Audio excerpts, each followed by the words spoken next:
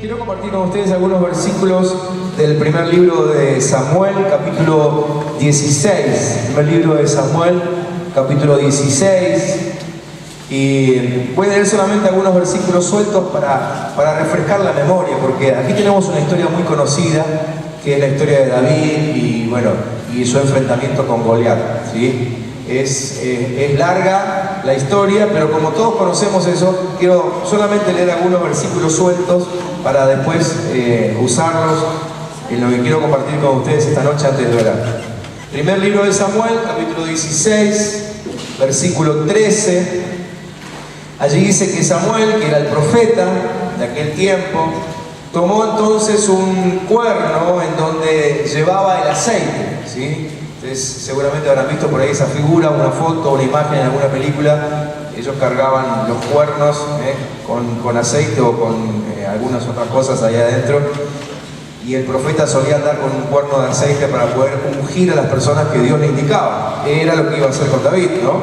Entonces dice que lo ungió como rey en presencia de sus hermanos, y a partir de ese día el Espíritu del Señor estuvo sobre David.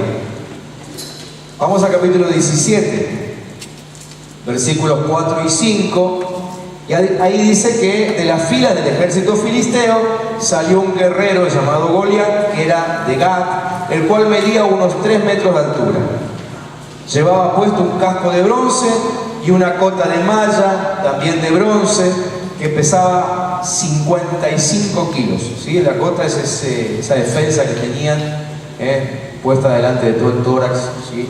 Ahí, bueno, eso nomás pesaba 55 kilos, impresionante. Versículo 28. Cuando Eliab, el hermano mayor de David, lo oyó hablar con los soldados, se llenó de ira contra David y le dijo: ¿a qué has venido? ¿Con quién dejaste nuestras pocas ovejas en el desierto? Versículo 34. Y David le respondió: sí, yo soy el pastor de las ovejas de mi padre. Pero cuando un león o un oso viene a llevarse algún cordero del rebaño, yo salgo tras el león o el oso y lo hiero y lo libro de sus fauces. Si el animal me ataca, con mis manos lo agarro por las quijadas y lo hiero hasta matarlo. No importa si es un león o un oso, tu siervo los mata. Y este filisteo incircunciso, hablando de Goliat, es para mí como uno de esos animales porque ha provocado al ejército del Dios vivo. Versículo 43. Entonces el filisteo, Goliat, le gritó a David: ¿soy acaso un perro para que vengas a darme con los palos? Y maldijo a David en nombre de sus dioses. Versículo 45. Pero David le respondió: tú vienes contra mí armado de espada, lanza y jabalina, pero yo vengo contra ti en el nombre del Señor de los ejércitos, el Dios de los escuadrones de Israel, a quien tú has provocado. Este texto es un texto que obviamente nos trae mucho ánimo a nosotros en lo personal, ¿no? Y muchas veces hemos predicado sobre David aquí, tanto los miércoles como aún los domingos. Pero lo que quiero rescatar esta noche de este pasaje no tanto es un mensaje de aliento en el sentido de vencer nuestros gigantes, que son los mensajes que generalmente hemos predicado, sino que quiero sacar aquí una enseñanza que tiene que ver con el cuidado de otros. ¿Sí? ¿Y por qué? Porque estamos en un tiempo ideal para que la iglesia cumpla con la mejor de sus funciones: cuidar a otros. ¿Sí? Hace tiempo que venimos con esta serie de mensajes y según mis apuntes vamos por la semana 24 con estos mensajes donde tratamos de descubrir qué es lo que Dios quiere de nosotros y cómo lograr que el propósito de Dios se cumpla y que no se pierda nada. Y la gran mayoría de los mensajes que compartí con ustedes los miércoles tenían que ver con, cuidar nuestro interior, nuestro corazón, prepararnos nosotros, ¿sí? Y creo que si estuvimos atentos a todos esos mensajes, ya casi estamos listos, ¿sí? Ahora viene la parte que nos toca responder al desafío de Dios, que es justamente cuidar a otros, que es lo que Dios nos mandó a hacer, ¿sí? La visión de la iglesia es dar libertad a otros. La misión para cualquier iglesia cristiana alrededor del mundo es predicar el Evangelio. Y eso se trata de cuidar a otros. Lo que Dios más quiere es que rescatemos a los que están perdidos y los cuidemos hasta que puedan cuidarse solos y hacer la misma tarea que nosotros, ¿sí? Entonces este pasaje también tiene un mensaje acerca de eso, de consolidación, ¿sí? Yo le puse como título a este mensaje, consolidación eficaz. La consolidación es justamente esa tarea de pastoreo, donde no solamente cuido a la persona, sino que lo acompaño en su proceso de crecimiento, de madurez, hasta que pueda defenderse solo, sobre todo de los embates del diablo, ¿no? Que por supuesto nunca deja de atacarnos. Pero bueno, cuando ya estamos creciditos y maduros, ya nos podemos defender. Pero la persona que recién está conociendo a Cristo, difícilmente se pueda defender. Entonces nosotros, iglesia, estamos para contener, para consolidar, ¿sí? Y lograr que el propósito de Dios se cumpla. Ahora, esto de la consolidación, del cuidado de la gente, no puede verse simplemente como un talento natural. No es que haya personas que cuidan mejor a otros, naturalmente, sino que esto tiene que ver con una capacidad que Dios otorga, que Dios da, ¿sí? Y necesitamos pedírselo, porque si queremos cuidar a alguien simplemente porque somos buenitos y porque no nos peleamos con nadie, lo más probable es que terminemos haciendo algún papelón o terminamos hiriendo a alguien, ¿sí?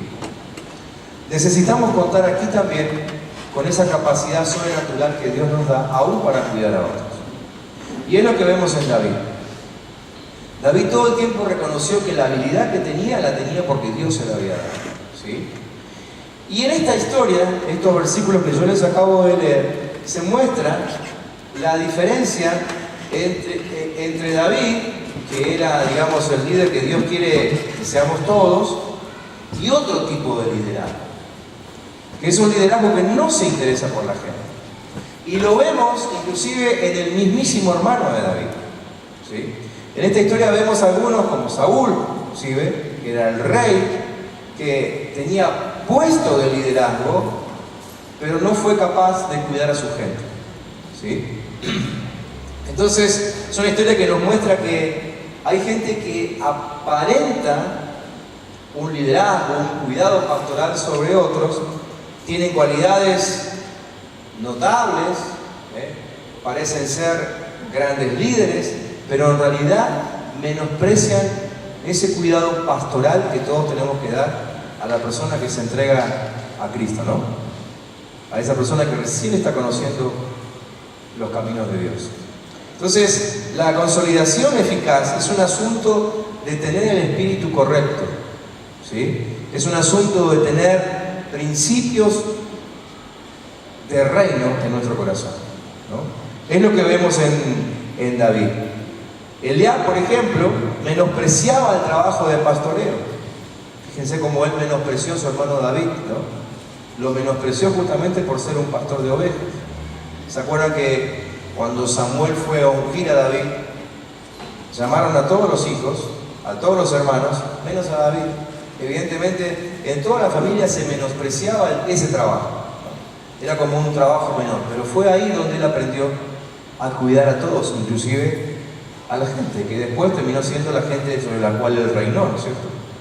Entonces, Eliab menospreciaba el trabajo de pastoreo, aunque aparentaba ser un líder, era el más grande de los hermanos de David. Pero David fue fiel en su pastoreo y es evidente que Dios vio eso para poder ungirlo. Y todo ese poder que vemos representado en David, creo que se debe justamente a que Dios vio el corazón de pastor que tenía él. Y cómo él se dedicaba a cuidar todo lo que Dios le había dado, ¿sí? Entonces aquí nomás tenemos la primera enseñanza para nosotros. Si Dios puede ver que te ocupás con esfuerzo, con mucho cuidado, de proteger lo que Él puso bajo tus manos, Dios termina ungiéndote y te da aún esa unción sobrenatural, como se la dio también a David para poder defender al pueblo. ¿Me entienden? ¿Sí? Necesitamos mostrar ese corazón delante de Dios. Y tener en cuenta algunas cosas que vemos aquí en la historia de David, ¿no? Y de cómo ser ese consolidador eficaz. En primer lugar, fíjense lo que David nos muestra, que no debemos escuchar la voz de la incredulidad. Esa voz de incredulidad estaba representada en Saúl, estaba representada en Eliab, el hermano de David, ¿sí? Y lo menospreciaron a él, ¿no? Y probablemente es lo que te sucede a vos cuando querés encarar un trabajo, o querés encarar un ministerio, o querés simplemente cumplir lo que Dios te pidió.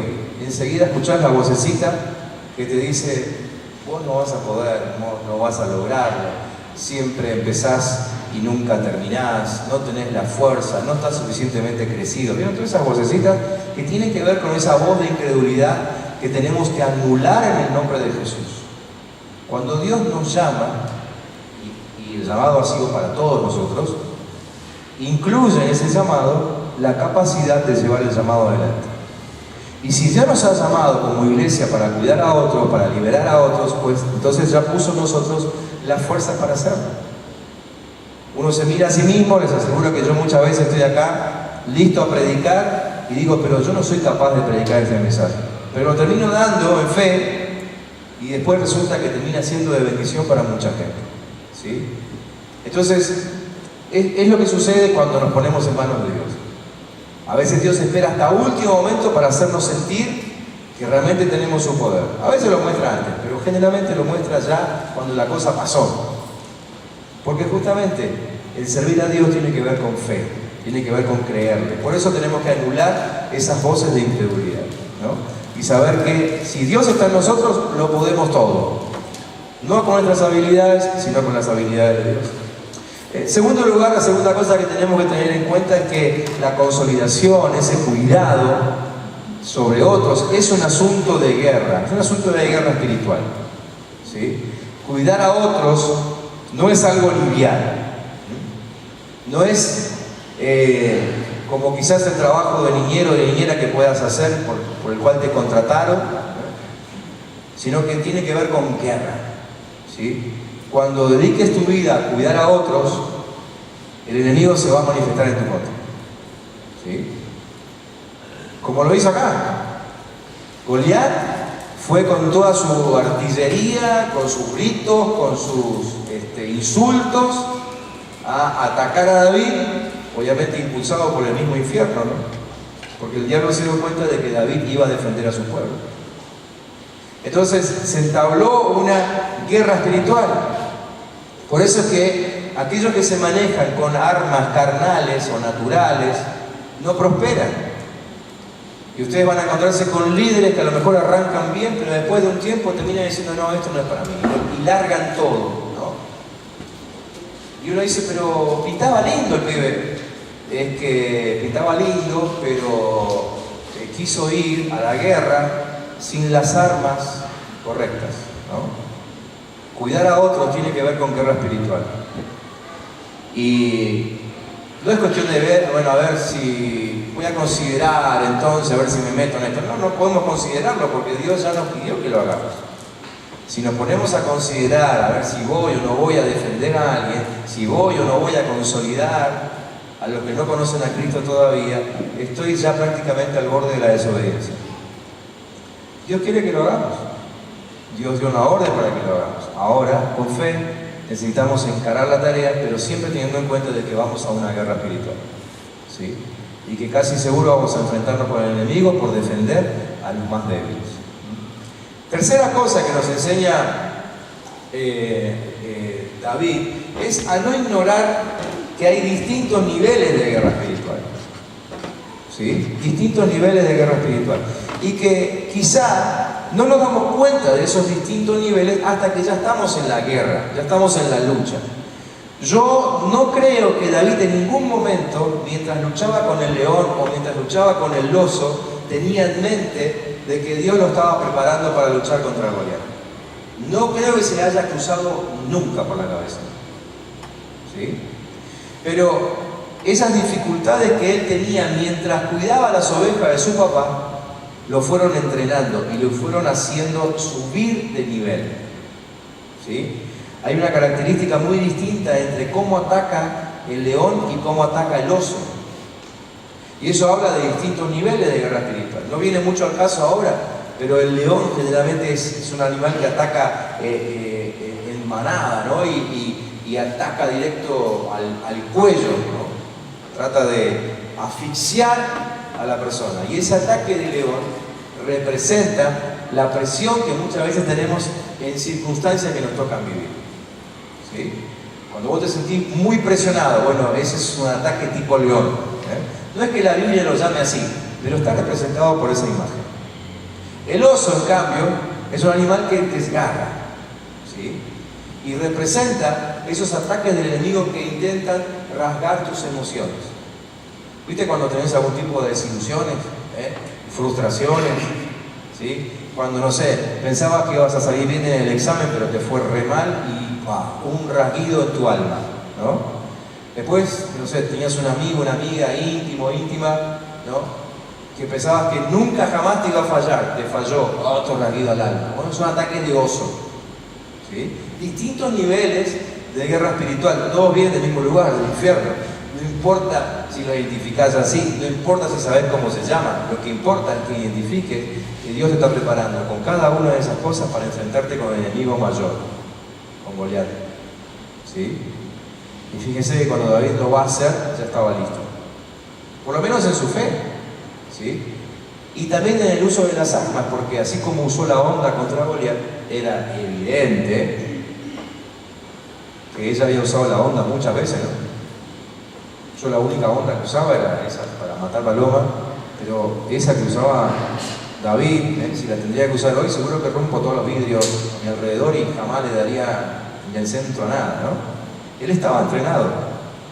Dios lo había preparado para eso, con los distintos niveles de guerra que él fue enfrentando. O sea, a veces uno simplemente termina mirando su vida como una gran queja. Nos quejamos de todo. A mí se me fue mal en esto, me fue mal en aquello, perdí esto, perdí aquello. Y no nos damos cuenta que en cada una de esas pérdidas está nuestro entrenamiento. Si lo podemos ver como lo vio Job hoy, ¿no? Como les decía hoy. Si lo podemos ver con los ojos de Dios, nos damos cuenta de que en realidad, en medio de todas esas situaciones, Dios siempre estuvo presente, alentándonos y preparándonos para una batalla mayor. Hay distintos niveles de guerra espiritual, ¿sí? Y por último, esta historia nos muestra que David siempre apeló a artillería espiritual. Fíjense que cuando él habla con Goliat, él le dice a Goliat, reconoce las armas que traía Goliat, ¿sí? Y las armas que traía Goliat eran una jabalina, una lanza, una espada, que son armas naturales. Pero cuando él describe sus propias armas, él no habla ni de la honda ni de la piedra. Él dice, yo voy en el nombre de Jehová de los ejércitos. Entonces, aprendemos esto, ¿no? De que a esa guerra espiritual no se va con artillería natural, no se va con nuestros argumentos, con nuestras artimañas ni con nuestras experiencias, se va en el nombre de Jesucristo, con el nombre poderoso de Dios, ¿sí? Y ahí necesitamos recordar un texto, no sé si se lo puse ahí o no, que es el de 2 de Corintios, capítulo 10, versículo 4, que dice que las armas de nuestra milicia no son carnales, sino poderosas en Dios para la destrucción de fortalezas. ¿Sí? Las armas que tenemos para enfrentar nuestras luchas diarias y enfrentar la lucha que vamos a llevar adelante para poder defender a los que se están entregando a Dios, no son de nuestra carne, son armas espirituales. Necesitamos empezar a vernos no solamente como personas que tienen que predicar el Evangelio, ¿sí? A veces fallamos porque nos vemos simplemente como personas que tienen que predicar el Evangelio. Y yo sé que a muchos les pesa inclusive esto, ¿no? Es decir, de pronto vienen aquí un culto donde desafiamos a que se salga a evangelizar y muchos se van diciendo, pero yo no puedo predicar, no consigo hablar con nadie, no me animo, tengo vergüenza, no sé qué decir. Porque nos estuvimos viendo como simples predicadores del Evangelio, pero necesitamos empezar a vernos como esas hombres y mujeres que Dios ha llamado para defender la vida de los más débiles. Entonces cuando vamos a hablar con alguien que sabemos que está siendo asediado por el enemigo, no vamos como predicadores, vamos como guerreros. Vamos en el nombre de Jesucristo. Vamos con todas las armas que sabemos que Dios nos dio. ¿Sí? Vamos a enfrentar una lucha. Vamos llenos de otro tipo de valentía. No vamos a confrontar a esa persona. Porque muchas veces nuestro temor está en ¿qué le digo? No sé qué decirle. Parece que fuera un partido, una guerra entre esa persona y yo, ¿no? Y si me contesta esto, ¿yo qué le digo? Y si me contesta el otro, o sea, si me hace un gol, yo podría ser de otro. En realidad la persona a la que le vamos a predicar no es nuestro contrincante. Es la persona a la que vamos a defender de las garras del diablo. No vamos a enfrentar argumentos. Vamos a ponernos a su lado para defenderlo del diablo. Vieron que es una visión totalmente diferente, ¿no es cierto? ¿Sí?